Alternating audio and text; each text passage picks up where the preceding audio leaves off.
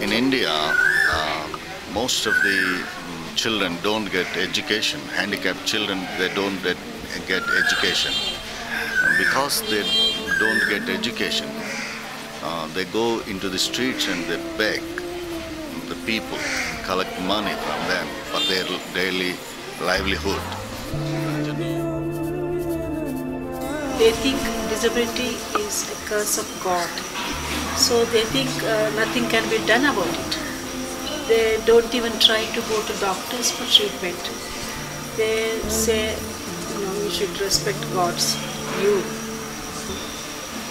In the towns, they show it in a different way. They don't invite people with disabilities to any of their parties or weddings or anything.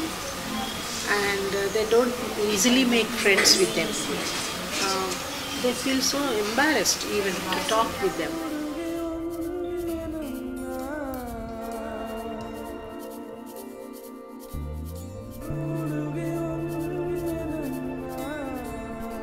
My name is Prasanna. At present they are staying at home, but she is going to preschool. And the preschool there, do they have teachers who are well trained? They don't have any training. Only just they are feeding children and sending home. No education? No education. Okay.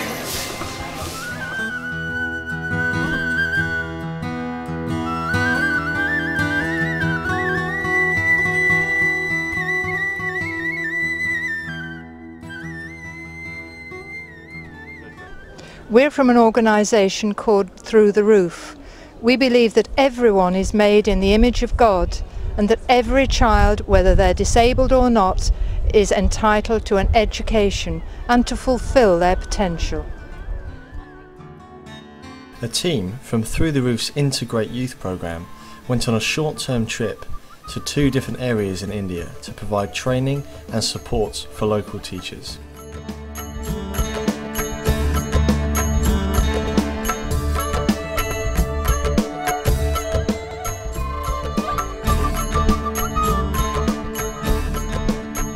After arriving in the district of Khammam, the team spent the first day visiting local schools, starting with St Mary's Polio Centre, where the team will be based for the rest of the week. A class of mainstream children, able-bodied, but they do also include some of the polio children as well.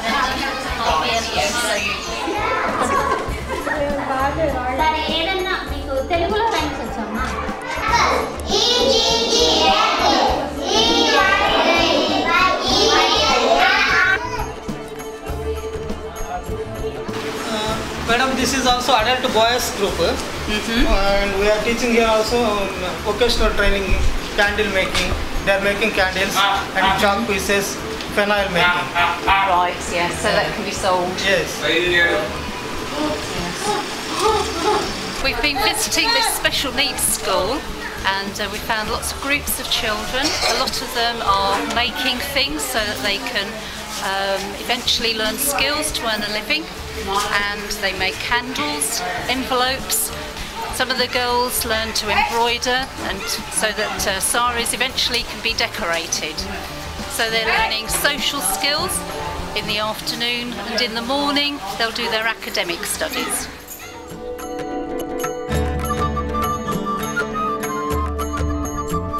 My impressions of the special school that we've just visited, a whole room full of 14 young men in one room with one teacher to help them.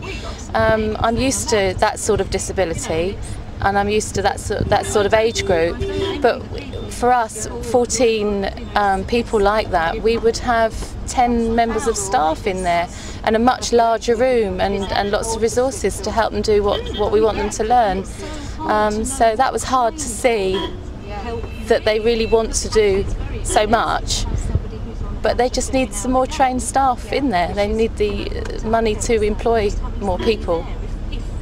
I'm sure there's Indian people, local people, that could be trained to work in this school, but there's not the finance to employ them once they were trained. There's not the resources there. But if there could be, then that would be fantastic. People from the community could work in that school and provide the care and the education that's needed.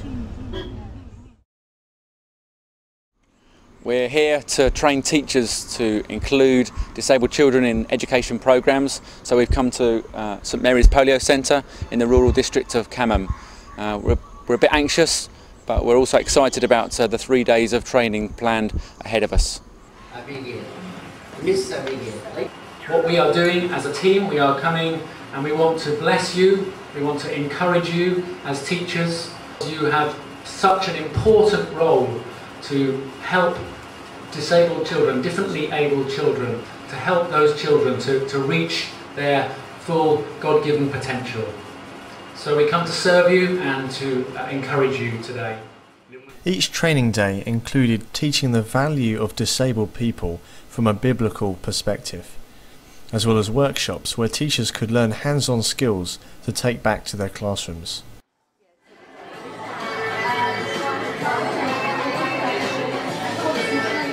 Music's a great way for teams to get together, people to work in a group, everyone can integrate together, and these teachers are loving it and really picking it up. To this, the games activity, we're going to play a game called balloon volleyball.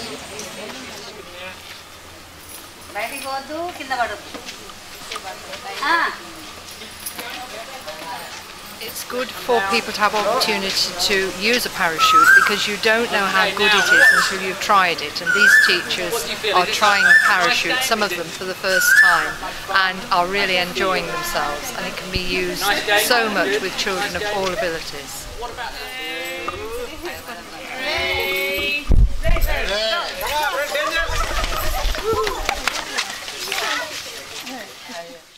The last session of the day was a time to feed back and discuss issues and situations that the teachers were dealing with, and where they could plan how they could put into practice what they've been learning.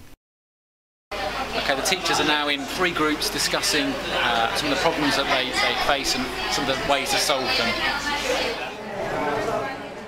Okay, we've just asked everybody who's attended the course to give some feedback.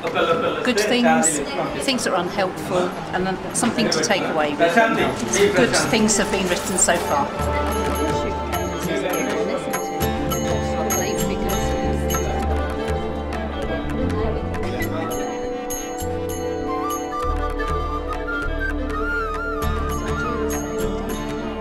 I am very encouraged by the feedback, and one of the things that has really impressed me is the way that God is in these people's thinking.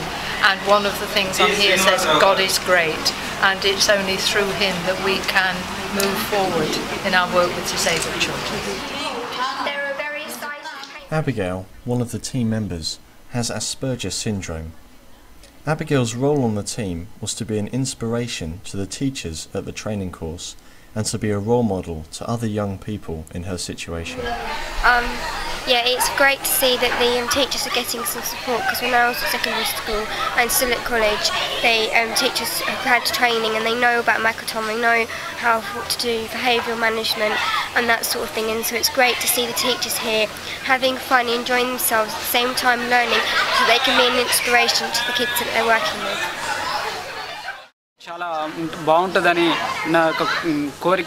We, the teachers of this workshop, we want to implement these suggestions and works in our community, in our families. It is very useful for us. Thank you for giving me this opportunity. I am so excited about this program through the roof training for our teachers. Because it gives them a very clear idea, a special insight to them, which they perhaps never thought about it. Some of the things that I heard yesterday from the experiences. And for our schools and our children is a great blessing through the roof. And that's why I'm excited. It's a blessing to us.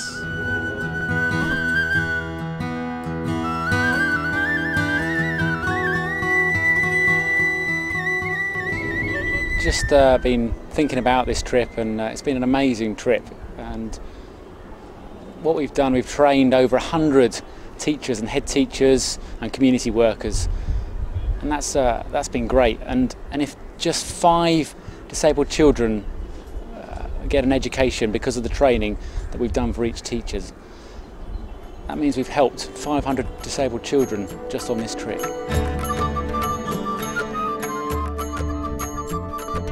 The team intend to continue the work in India and other developing countries. If you want to make a difference in a young person's life, there are 3 ways you can help. If you have experience as a teacher working with disabled children, then please get in contact about coming on the next trip.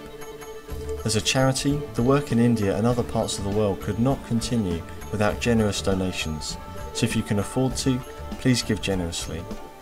And please pray that more children will be able to receive the education they are entitled to. For more information about these topics or any other part of the work, please get in contact at www.throughtheRoof.org.